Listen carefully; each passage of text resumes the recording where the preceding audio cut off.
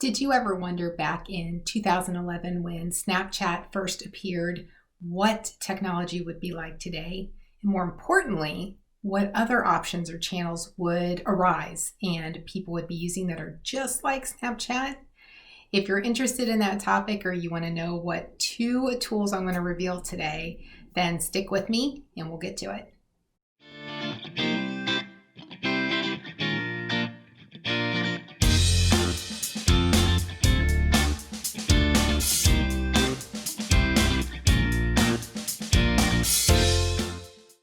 Hi, I'm Vicki O'Neill, your Plateau to Grow marketer. I help entrepreneurs and small business owners who have gotten stuck in their business and really don't know how to take action in order to take their business to the next level. I help them get unstuck so they can go from plateau to grow. If that sounds like you, you're in the right place. Today, I'm going to talk about two tools that you may or may not have heard are now available across the board to everyone. So I mentioned in the introduction about Snapchat, and that was rolled out in 2011. If you were old enough or you were using it or you were keeping track of that back then you know when it was first released, it was kind of seen as a risky app, right? People were saying, ooh, these photos that you can send get deleted and they go away automatically, and what happens? And it created a lot of uncertainty in how the app was actually being used. Moving into 2020, it's interesting to take a look at the other platforms like Facebook and Instagram that have taken that same approach and rolled out stories, right? So if you're on Instagram, you're on Facebook, you know that stories are available on those two platforms. Now, what you may not know is that story concept is available across the board on other platforms as well. In fact, 2020 has been the year for other applications or platforms to roll out that similar concept, whether they're disappearing after 24 hours or they're sticking around. Pinterest rolled out their story pins in September of this year. Now, what you may not have known is that YouTube also rolled out a similar feature that is called Shorts. So these are YouTube Shorts. The difference in the YouTube Shorts compared to the Instagram or Facebook Stories is that they don't go away. The reason why I'm sharing this Shorts story with you is because there's so much value in this, not just because it's something new, but how YouTube is incorporating these into their algorithm. So it is a portrait video, which as we know from being on YouTube is that YouTube is known for doing horizontal or landscape videos. A short is actually a vertical video. You don't need a thumbnail. You record it from your phone. And the good thing is that it's under 60 seconds. So if you're looking for a place to start on your YouTube channel, or you want to up the amount of content that you're using, but just really don't want to invest a lot of time in editing or long videos, then that's a key for you. You may want to give the YouTube Shorts a shot. I will include a link here to the one that I did. And I also want to share a link with you on a YouTuber who did a great job at explaining how shorts affect your video views, your channel, and the impact that it has on the YouTube algorithm. And I'll let you in on a little secret. It doesn't do anything negative. If you are looking for a way to start building a community and start engaging with your audience, and you've been wanting to start videos, this is a great opportunity to do that. In fact, I'll link to the gentleman that I was just talking about here because I really found a lot of value in his video. Now, I will tell you up front that he shares a ton of information, and I honestly will have to go back and watch it a few more times because it was that full of information. So the first thing that I wanted to mention to you is that YouTube Shorts is a new Instagram, Facebook story type concept that stays on your channel and is an opportunity for you to start building your channel.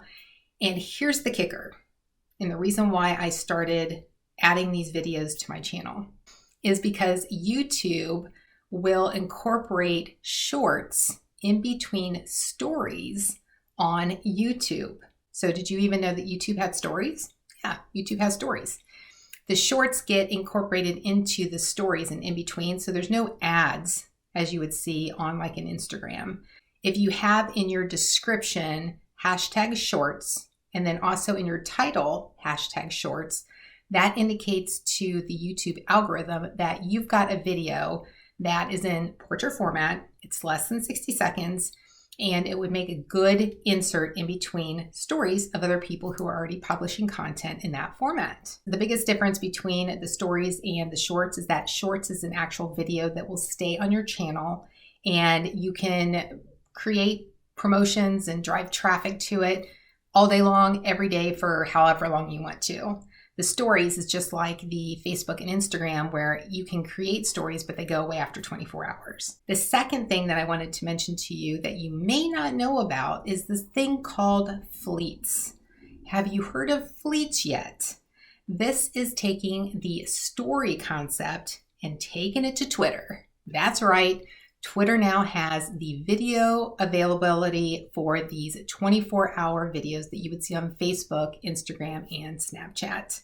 So if you have not heard about this and you're on Twitter and you want to build an audience on Twitter or connect with people on a different level on Twitter, then I encourage you to go and take a look at fleets. And like I'd mentioned, that same story concept is available on Pinterest, and you've probably already seen it on Facebook, and again on Instagram.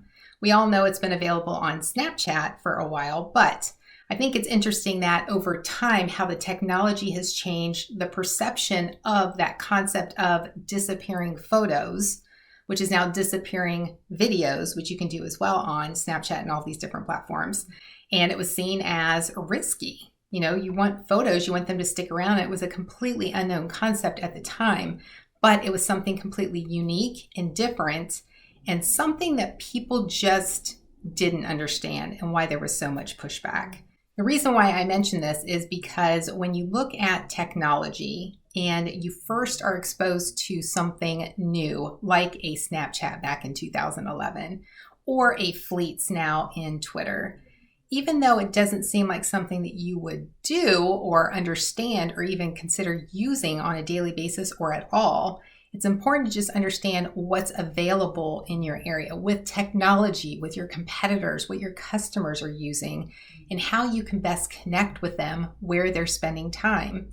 So if you know that your target audience is on Twitter, but you are having a challenging time connecting with them, what a great opportunity right now to start creating fleets, because it's new and they're going to be curious who's using it, what's the messaging, how are they getting their analytics. So if that's an area that you want to continue to connect with your audience and build a community and continue to help them evolve through their customer journey to purchasing from you, then it's important that you understand what's available and then also how to use it.